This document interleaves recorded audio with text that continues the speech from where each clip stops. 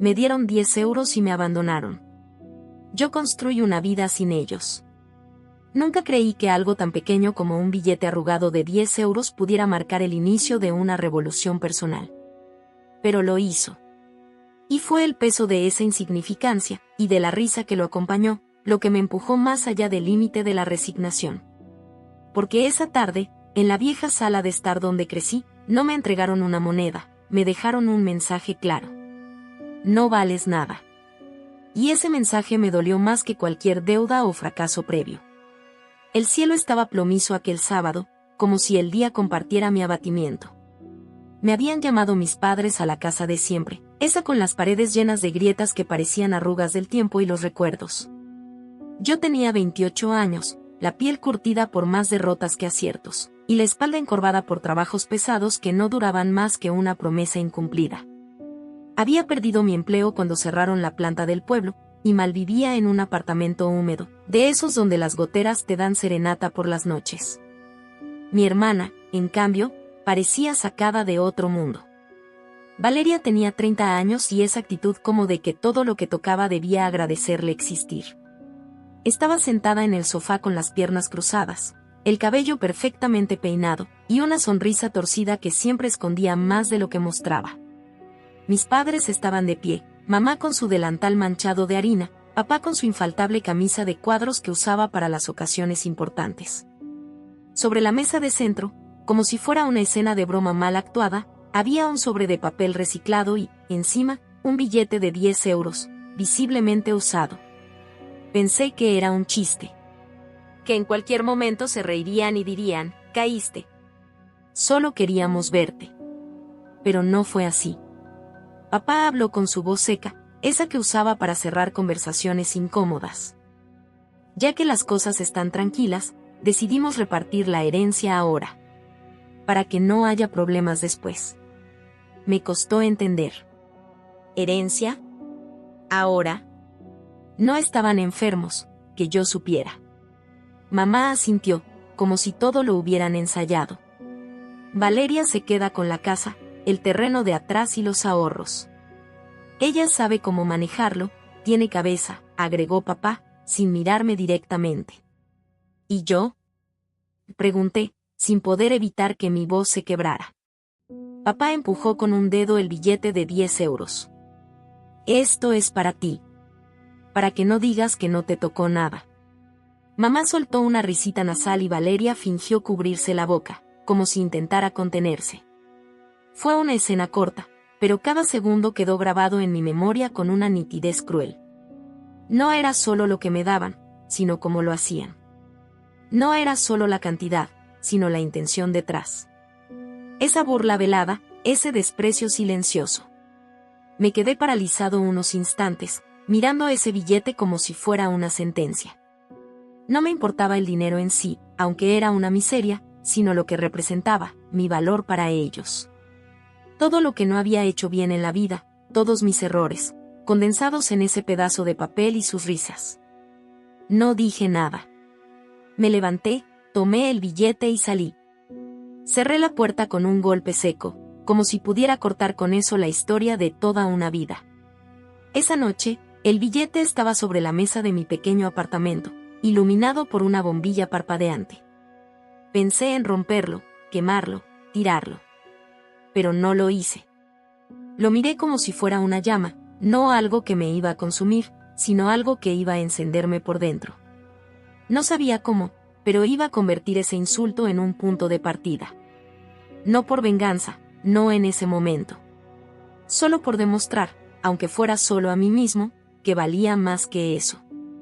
Al día siguiente fui al mercado del pueblo.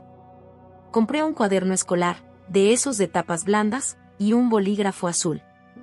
Me senté en la plaza con un café barato y abrí la primera página. Escribí lo que sabía hacer, arreglar enchufes, cambiar grifos, montar muebles, pintar. Cosas simples, pero útiles. Y luego, escribí lo que quería, independencia. Un negocio propio, aunque fuera pequeño. Algo que fuera solo mío, que nadie pudiera quitarme ni burlarse de ello. Conseguí un trabajo en la ferretería de Don Mauro, un hombre ya mayor que necesitaba a alguien para mover cajas, organizar estanterías y atender clientes malhumorados. 800 euros al mes, nada más. Pero fue suficiente para mantenerme a flote. Por las noches, leía tutoriales, miraba videos, escribía ideas. Me obsesioné con encontrar algo viable. Una noche, mientras ayudaba a una vecina a cambiar un grifo y me pagaba con un billete arrugado de 5 euros y un gracias, hijo, supe que ese podía ser el camino. Con mi primer sueldo compré un juego básico de herramientas. Empecé pequeño, arreglé una cerca por 20 euros, luego una lámpara que parpadeaba por 10. Pronto, el boca a boca hizo su magia. El muchacho que arregla cosas se volvió un nombre familiar. En 6 meses, había ahorrado 1.500 euros. Vivía con lo mínimo, comía lo más barato, pero tenía un plan. Dejé la ferretería y me dediqué de lleno. Imprimí volantes, arreglos a domicilio rápidos y económicos, llame a Elías. Repartí por el pueblo entero. No fue fácil. Al principio, los trabajos eran esporádicos. Un día una ventana, al siguiente una puerta rota. Pero todo servía. Con cada encargo ganaba un poco más de confianza, y un poco más de experiencia. Un año después, ganaba más de 1.000 euros al mes, solo con reparaciones. Pero no me detuve. Contraté a Sebastián, un amigo que estaba sin rumbo. Él sabía un poco de plomería, y juntos hicimos más trabajos, más rápido. Empezamos a pintar casas, a montar cocinas, a reformar patios. Compré una furgoneta usada, abrí un pequeño local, formalicé el negocio. Y todo, absolutamente todo, lo hice con esa rabia convertida en determinación. Pero nunca olvidé los 10 euros. Los guardé en una caja, como quien guarda la chispa que encendió un incendio. Pasaron 3 años sin que cruzara una palabra con ellos. Ni una llamada, ni un mensaje. Silencio absoluto. Y la verdad, lo prefería así. Había dejado de esperar disculpas o comprensión desde mucho antes. No era rencor lo que sentía, era algo más frío. Distancia. Protección. Mi pequeña empresa de reparaciones, Soluciones Elías, se había convertido en un nombre respetado en todo el valle. Tenía ya 3 empleados fijos y un flujo constante de trabajos. Reformas de baños, instalación de cocinas, arreglos eléctricos, pintura, incluso mantenimiento de jardines. Cualquier cosa que necesitara manos dispuestas, ahí estábamos. Gané lo suficiente para mudarme a un apartamento más digno. Techos altos, sin humedad. Con una nevera que ya no chirriaba y una ducha que no parecía una tortura diaria. Compré maquinaria mejor, pagué los seguros, llevé la contabilidad al día. Había dejado de sobrevivir. Ahora, vivía. Pero la paz no dura mucho cuando el pasado no sabe morir. Fue una mañana cualquiera cuando sonó el teléfono del local. Contesté mientras revisaba presupuestos, sin mirar el número. Al otro lado, una voz familiar, temblorosa. Hola, soy yo, tu madre. Tragué saliva. Tardé unos segundos en responder. ¿Qué pasa? Nos contaron que te va bien. Queríamos verte. No dijo nos alegramos. No dijo te extrañamos. Solo nos contaron. Como quien escucha un rumor en la feria. Dije que estaba ocupado. Ella insistió. Es importante. Es de familia. Y no sé por qué acepté. Quizás por curiosidad, quizás por una vieja parte de mí que aún quería mostrarles que sí valía la pena. Lo cité en el local, un sábado por la mañana, cuando el movimiento era más tranquilo. Quería que vieran con sus propios ojos lo que había levantado. No por orgullo. Por justicia. Llegaron puntuales. Los 3. Mamá con su bolso gastado, papá con su camisa de cuadros, sí, la misma, y Valeria, con ese andar de quien no pisa el suelo, como si estuviera por encima de todo. Recorrieron el local como turistas en un museo. Tocaron herramientas, preguntaron cosas obvias. Fingían interés, pero yo sabía por qué estaban ahí. Nos sentamos en la pequeña oficina, 4 sillas alrededor de una mesa improvisada con tablones y caballetes. Les ofrecí agua. Nada más. Quise ir directo. ¿Qué quieren? Mamá bajó la mirada. Papá carraspeó. Valeria fue la primera en hablar, como siempre. No venimos a pelear. Solo, las cosas no están bien. Mamá retomó. Me contaron que las tierras que le habían dado a Valeria ya no daban lo que antes. Que intentaron vender la casa para invertir en un negocio, pero nadie la compró. Que el dinero ahorrado se había ido. Que papá estaba enfermo y los gastos médicos eran altos. Y pensamos que, ahora que te va bien, podrías ayudarnos un poco, dijo mamá. Tragué mi rabia. No mostré nada. ¿Cuánto es un poco? Pregunté.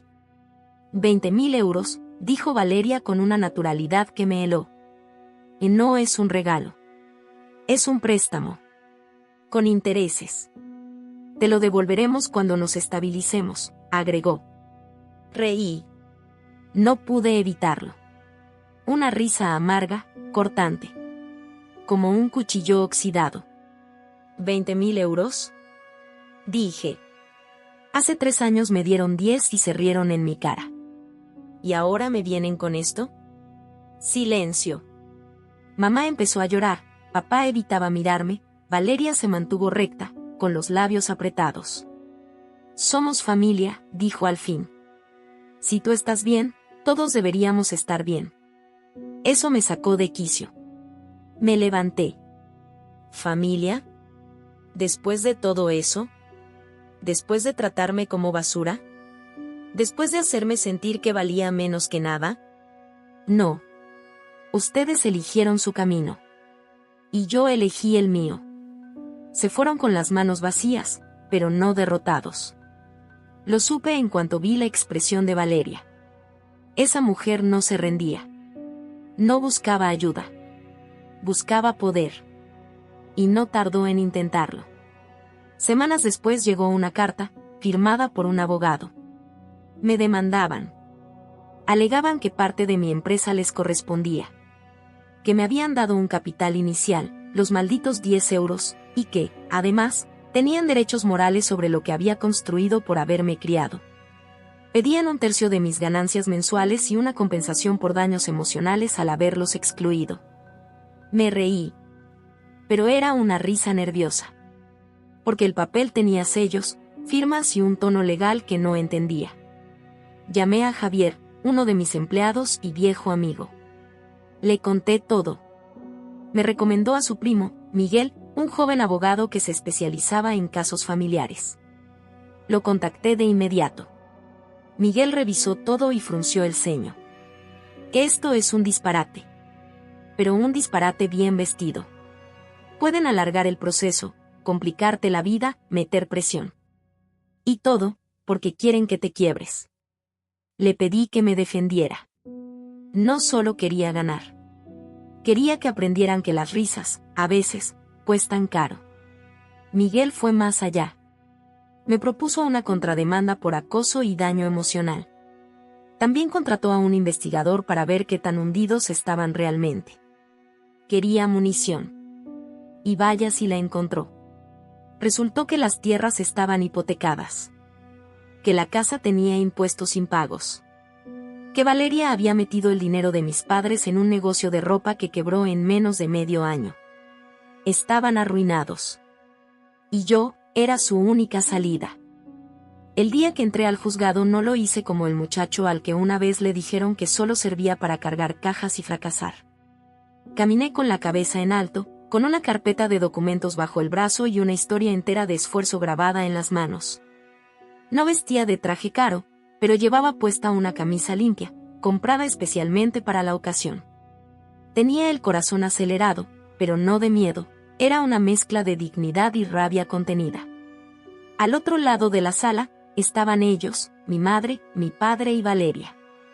Los 3 más desmejorados que como los recordaba. Valeria ya no parecía una ejecutiva segura de sí, sino una sombra disfrazada de orgullo. Mi padre había envejecido de golpe, y mamá ya no lloraba por efecto, sino porque sabía que no tenían salida. El juicio fue breve, pero cada minuto pareció arrastrarse con la lentitud de una tortura. Miguel, con su voz calmada pero firme, expuso la realidad. Mostró el billete de 10 euros en una bolsa transparente, intacto, el mismo que yo había guardado como símbolo de humillación. Lo presentó como prueba del desprecio con el que me trataron. No es una inversión, dijo con énfasis. Es una burla. Mi cliente no solo construyó su negocio sin ayuda, sino que fue empujado a hacerlo precisamente por el rechazo de quienes hoy lo demandan.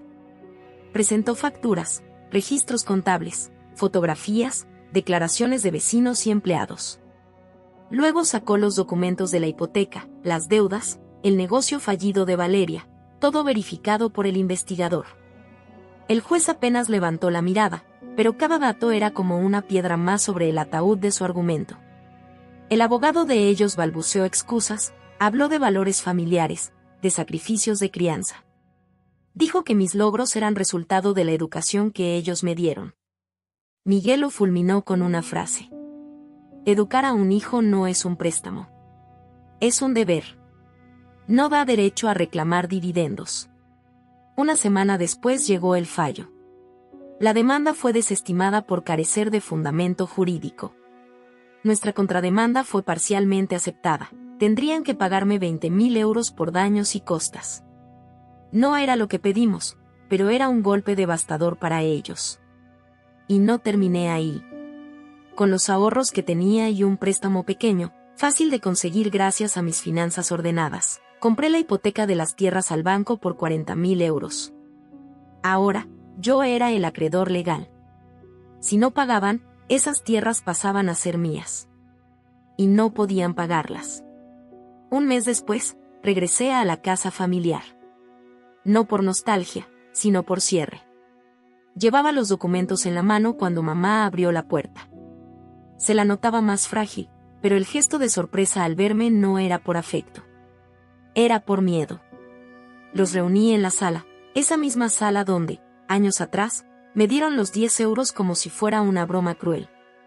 Puse los papeles sobre la mesa. Las tierras son mías. El banco me vendió la deuda. Si no pagan, y no van a poder, me quedo con todo. Valeria me miró como si no pudiera creerlo. ¿Nos vas a dejar sin nada? No, respondí. Ustedes ya se dejaron sin nada. Yo solo recojo lo que ustedes destruyeron. Papá intentó hablar, pero lo interrumpí. Esto no es venganza. Es justicia. Me quisieron aplastar. Y ahora les toca ver que no pudieron. Me fui sin darles la oportunidad de suplicar.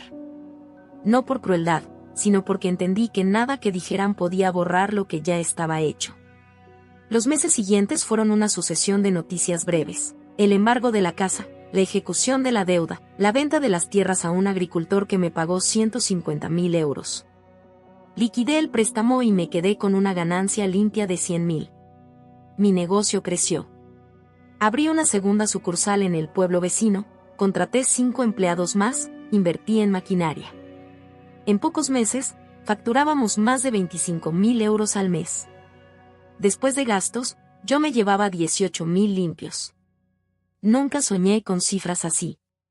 Me compré una casa en la Loma Sur, con jardín, luz natural y una estufa que calentaba de verdad. En la repisa de la chimenea, enmarcado entre vidrio y madera, estaba el billete de 10 euros. Luis, mi primer empleado y ahora socio parcial, entró una tarde con una cerveza en la mano. ¿Valió la pena todo esto? Lo miré, respirando hondo. Pensé en el juicio, en las noches sin dormir, en el miedo, la rabia, el orgullo, y esa mezcla tan humana de dolor con victoria. Sí, le dije. Valió cada segundo. Porque ahora soy libre. Porque nadie vuelve a reírse de mí. Y aunque había perdido una familia, había ganado algo más poderoso, respeto. El mío. El de quienes creyeron en mí cuando ni yo mismo lo hacía. Y la certeza de que un solo billete puede no valer nada, o valerlo todo, si sabes usarlo como semilla. Con el tiempo, incluso el dolor se oxida. Se vuelve un eco, un murmullo lejano que ya no arde, pero sí marca. A veces me descubro revisando los primeros cuadernos, los garabatos torpes que hice en la plaza, la lista de habilidades que entonces apenas llenaba media hoja. Ahora, esas páginas amarillas parecen fósiles de otra vida. Una vida donde creía que el fracaso era parte de mí, no solo una estación pasajera. Mi negocio siguió creciendo. Compramos un terreno en las afueras para levantar un pequeño centro de operaciones, taller, almacén y oficinas. Diseñé cada rincón con los recuerdos a cuestas, como quien esculpe sobre cicatrices. Puse una mesa larga de madera rústica para reuniones, no porque tuviera muchas, sino porque me gustaba imaginar que un día reuniría ahí a jóvenes como yo lo fui, dispuestos a empezar desde cero. Contraté a chicos sin experiencia pero con hambre de aprender. A Lucía, que había dejado el instituto y no sabía ni usar un taladro. A Oscar, un padre joven que cargaba con deudas que no eran suyas. A Mateo, que no hablaba mucho, pero arreglaba cualquier cosa como si leyera el alma de los objetos. Nunca les pregunté por sus errores. Solo por sus ganas. Porque entendí que eso fue lo único que me salvó a mí, la terquedad de no rendirme. Un año después del juicio, me llegó una carta. No era legal. Era de mamá. Una carta escrita a mano, temblorosa, sin exigencias ni amenazas. Solo decía, perdón por no verte. Por no quererte como merecías. Te juzgamos por lo que no fuiste, y no supimos ver lo que eras. No respondí. No por odio. Sino porque algunas heridas se cierran mejor con silencio. En esa misma carta, sin firma, venía una fotografía. Era de cuando tenía 7 años, sosteniendo una bicicleta que papá me había armado con piezas viejas. Sonreía. Ellos también. Esa imagen, ese instante, no podía borrarlo el desprecio posterior. Fue real. Y por eso, lo guardé. La casa donde crecí ya no existe. El nuevo dueño la derribó para construir un galpón. El árbol donde grabé mis iniciales desapareció con las raíces. Pero el pasado no necesita monumentos para permanecer. Vive en cada decisión, en cada no que aprendí a decir a tiempo, en cada sí que construí con mis propias manos. Hoy, ya no necesito demostrarle nada a nadie. Ni a mi familia, ni al pueblo, ni siquiera a mí mismo. Ahora trabajo menos, delego más. Me levanto temprano no por obligación, sino por gusto. Camino por las calles del pueblo sin miedo a que me miren como antes. Algunos me saludan con respeto. Otros con envidia. Pero ya no me importa. A veces me preguntan si me arrepiento. Si volvería a hacer todo igual. La verdad, no cambiaría ni el billete de 10 euros. Porque ese billete, tan inútil en apariencia, fue el cimiento de todo. Porque sin él, tal vez jamás habría tenido la rabia necesaria para cambiar mi destino. Porque me enseñaron lo que no debía hacer, y eso también es enseñanza. Ahora, cada vez que cierro el local y apago las luces, miro el marco sobre la chimenea. Allí está él, el billete arrugado, inmóvil. Ya no es un símbolo de rechazo, sino de inicio. De rebeldía. De renacimiento. Y sé, con la certeza de quien ya perdió lo más importante y aún así se levantó, que el valor real de las cosas no lo dicta quien las da, sino lo que haces con ellas. No olvides dejar tu opinión en los comentarios, dejar tu like y compartir este video.